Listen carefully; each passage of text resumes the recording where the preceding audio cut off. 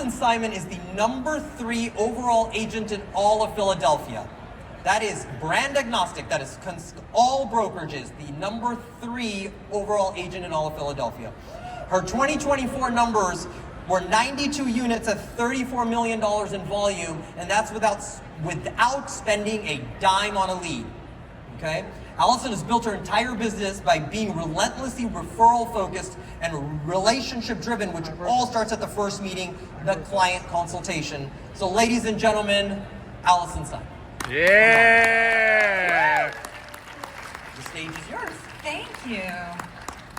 All right.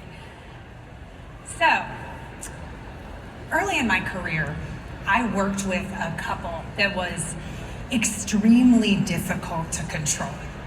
We'd had a brief buyer strategy session. Nothing too in-depth, but enough, right? I thought I knew what I was doing and it was good. One particular Saturday stands out in my mind.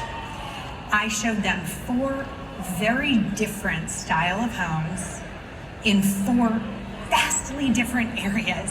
I spent the whole day with them, driving around, working my butt off, and feeling exhausted when I got home. And I guess I hadn't articulated my value enough because they still hadn't signed the buyer agency agreement, but no matter. They asked me to see a property that Sunday, and I was exhausted. So I decided to send them to an open house, and I bet you all know where this is going. Sent them to the open house. There they met an agent, not a KW agent, who convinced them of an off-market property that he had. They went, they saw that off-market property, by the way, in an area they told me they would never consider. They bought that property with that agent, and I had no recourse. And this came on the heels of my husband saying to me, we were pretty newly married, about 9 months in, have I made a mistake? Because I never see you. Yeah, you never see me because I'm driving these jerks around everywhere. I knew that I had to tighten up my consult. And the other thing this really taught me is that time is the commodity you can never earn more of. So how you spend it matters, right? So to make sure this never occurred again, I developed a 5-stage process. That 5-stage process is a proven strategy to capture buyer leads and to make raving fans from the start, okay? After implementation of this process, my conversion rate has gone to 98% from buyer consults. We've simplified our operations, and my coach in the front row wants me to say we run mean and lean on a P&L. We're almost guaranteed a 5-star review, all from the start. So why does this matter? Agents lose potential clients due to missed follow-ups, disorganized communication, and lack of process. My system, from intake through post-settlement, is a repeatable client-winning engine. I look more professional, I close the buyer faster, and my repeat and referral business constantly going up. So I was going to intro myself at this point and say, hey, you know, I'm Gary's mastermind and blah, blah, blah, but you know what? That doesn't matter. What matters is last year, 82% of my business was from repeat and referrals. And it's because of my systems and processes. My process, it's broken into 5 stages, which, as Nimesh said, that is going to be a 1-pager, and it is in the MREA playbook this year. So number 1, receiving the lead. When I get a lead, I thank the source if they're a referral, of course, and I either set a phone call or jump right to the consult. If we set a phone call, it's really just to gather some basic data and set the appointment. All appointments, 100% of them on the phone lead to a consult, right? Which then turn around and 98% of those become my buyers. After that consult is set, my admin sends a calendar invite with a Zoom link and an email with a client intake form. So When I had PT last year, I had to fill out an intake form. I'm a professional, it was a professional. When I go to a new doctor, I fill out an intake form. So this is why we implemented the intake. And aside from providing us with a lot of data, and let me tell you, people will tell you much more about their finances on a form because form asks them so, than they will face to face. Aside from providing a lot of data, it sets the expectation that we will be thorough and organized. It also sets the expectation that my admins will be involved throughout the entire process, right? The email comes from them. The last thing it does is it acts as a filter. Because if someone will not spend 5 to 7 minutes filling out an intake form, I'm not gonna spend an hour to an hour and a half meeting with them. It's just simple. Step 2, consultation. So, all of our consults happen on Zoom. Why? Turns out sometimes people are in different locations during the day. 2 decision makers have 2 different jobs.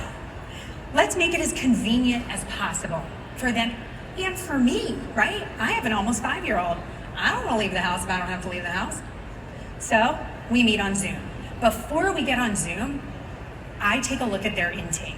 And then again together, asking clarifying questions. Oh, hey, you said 2 fulls. Do you mean 1.5 or does it have, I'm sorry, you said 2 baths. Do you mean 1.5 or does it have to be 2 fulls? Right? These are clarifying questions that are very helpful for me to know. And then the other thing we really do is we look at Google Maps together. That's why I love Zoom. I get to share my screen. So we look at Google Maps and we look at what locations are big thumbs up and what locations are totally excluded from the search. I take diligent notes during this because the very last step is going to be to create a portal together. Philadelphia is a city of neighborhoods. We are very block to block in certain areas. I mean, some clients won't go south of Snyder, other clients won't go north of Snyder. I mean, you gotta figure out where people are and you gotta meet them there, right? So after those boundaries are set, I switch my screen share. I show them a buyer guide. Y'all have seen a buyer guide, great. What's special about my buyer guide is that in the middle of it, the most important thing is a flow chart. Think of it like a decision tree. I am gonna walk them through what it looks like to buy a property in Pennsylvania. I'm gonna go through all 3 arms of the transaction: realtor, lender, title.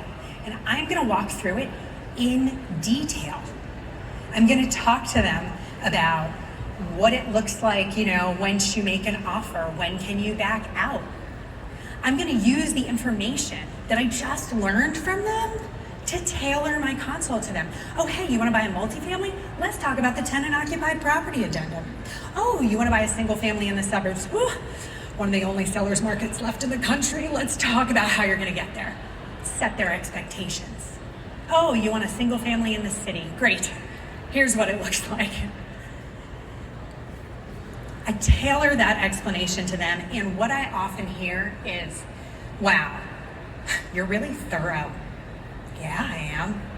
Yeah, I'm building that trust from the start. And if someone's bought a home in a different state or they bought a home with someone else for their first purchase, I hear the same thing. I mean, I could record it and it would just be like, I could mouth it with them. Oh my gosh, I wish I'd had this the first time I bought a house. Yeah, I know you do. I wish I'd had it the first time I bought a house. I always mention it's about them, so I set the stage for showing agents at this point, right? The next step is I switch my screen share again. I show them the first 2 pieces of paperwork they're gonna see in any transaction. That's the consumer notice and the buyer agency agreement. Note my language, agreement, not contract, because we are agreeing to work together. Through this process, I explain it also in detail, but I add a lot of levity through this because one thing I know is that skeptical people, they get very anxious. And I want to make that anxiety go away. Yes, things will go wrong in a transaction. In fact, I have an entire page dedicated to everything that can go wrong in a transaction because who doesn't love the game worst case scenario? What's the worst thing that can happen? it's good to set that stage from the start. But as I go through it, I make jokes. Because when you are speaking about serious things and you can add humor, you actually build rapport. They trust you more. You know it so well, you can laugh about it. For example, deposit money gets held by the listing agent's brokerage. But if I don't know the listing agent, like it's Uncle Joe's South Philly Realty, Uncle Joe's not holding their money. It's just the way terminations work in Pennsylvania. I wouldn't let that happen. So I'm setting the stage and I'm saying I'm a fiduciary without outright saying I'm a fiduciary. I'm just sliding it in there. I found that when you walk through it paragraph by paragraph, people really, it's a lot of information, but they really trust you.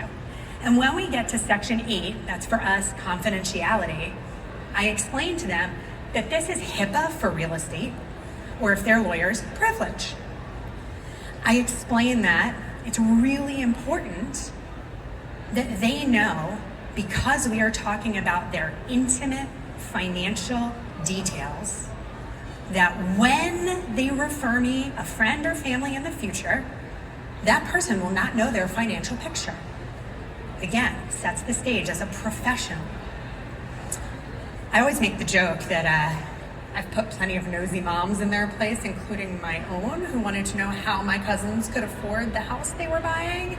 And when I had to tell her, I can't tell you, she said, I'm so impressed with you. And I was like, did I just pass some weird Jewish mom's test? This is so bizarre. So I always laugh about this stuff, but it really does set the expectation that I am their advocate and their fiduciary, and everything is going to be kept confidential. It's very important. So that last step I already mentioned is to set up the MLS portal. So we then switch our screen share again and we look at the MLS. And the whole time I'm setting it up, I'm using all the data they've already given me to set it up. Beds, baths, and I'm convincing them why they don't need Zillow anymore. This creates buy-in. It's very important. I use the map tool and I exclude all those no-go areas we discussed. Creating buy-in, and every time they say, oh my gosh, this is so cool. I don't think the MLS is that cool, but all right, great. And then before we part ways, I give them homework. Yes, I do. I give them homework. If they are not pre-approved, get a pre-approval. And if they are pre-approved, sort through this list that we've just created together as I send it to them, right? So now we come to stage 3, post-consult. And at this point, right after we hang up, get off our Zoom, I send them 3 emails systematically. Buyer guide, documents to sign, and if they are not pre-approved, an intro to a lender, and if they are pre-approved, I send them the entire MLS portal. If not, I hold that until they are pre-approved. I'm not sending them properties with a maybe you can afford this. It doesn't work for me. As soon as they signed, my admin sends them the signed paperwork with the promise script. And if you don't know the promise script, look it up. At that point, my admin works to set up the tour and is proactively communicating with them. Nothing is bad about proactive communication. I'm never upset if someone proactively communicates with me. So we're 4 days ahead of time. Oh, we wanted to just make sure these things are what you want to see. Great. So the buyer tours until they offer. And I would just say at this point, people don't want to be sold, right? They want to be led. So I'm trying to lead them, not trying to sell them. When it's time to offer, we come to stage 4, okay? I'm a team of forms. I'm a solo and I have a team of admins, and we are just a team of forms. And if you've ever heard me teach Burnout to Balance, you already know this. So I submit that form to my admin. My admin fills out the agreement of sale. I review it because I'm the fiduciary, make sure everything is correct, and then it goes to the buyer with a templated email explaining what they're signing. My admin can do all of this. Plug and play all of the details so that it's easy for them to understand. And just because I'm a really thorough person, I have already pre-recorded an explanation of the agreement of sale. In that email that I send it, I do say very, very loudly at the top in all bold, I am not an attorney. Disclaimer, But this is my understanding of these documents. So I send this to them and they watch it, right? Now they know what they're signing. I'm meeting the expectation I set early on that I'm gonna walk them through paperwork. And by doing this, they feel more confident and comfortable and they know what they're signing, right? Once the file is executed, it goes to the TC. You guys know what a TC does. I'm not gonna dive into that. And on the day of settlement, I meet them again face-to-face. So we sandwich it, face-to-face on Zoom, face-to-face at settlement. I do a final walkthrough with them and then we come to settlement together. I bring them a funny card, I bring them a gift, all the things. Now we come to stage 5, post-settlement. This is one of our more important stages. As soon as we settle, we have 3 scheduled emails. Number 1, congratulations! You just bought a house. Allison loved working with you. She would love a 5-star review from you, and thanks to Nick Waldner, I now have a review site. If you guys want to leave me a review, it's reviewssp.com, right? Like, that's really important. You need a review site that's easy for someone to remember.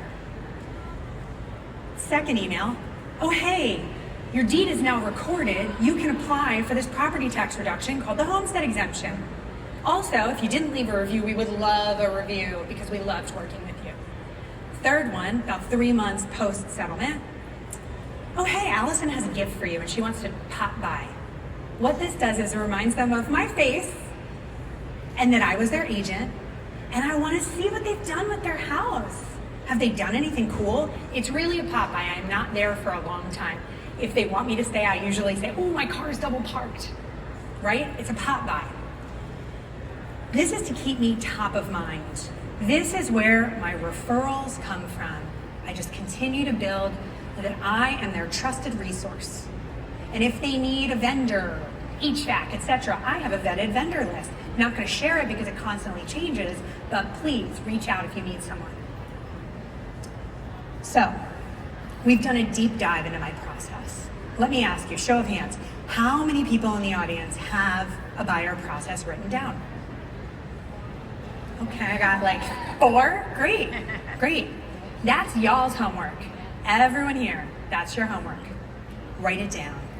And if you have a process, any kind of process, even if it's up here, have you ever noticed that if you deviate from the process, things go poorly? Yeah. I'll say, go Sixers, trust the process. Trust the process. So, after you write that out, here's what I want you to do.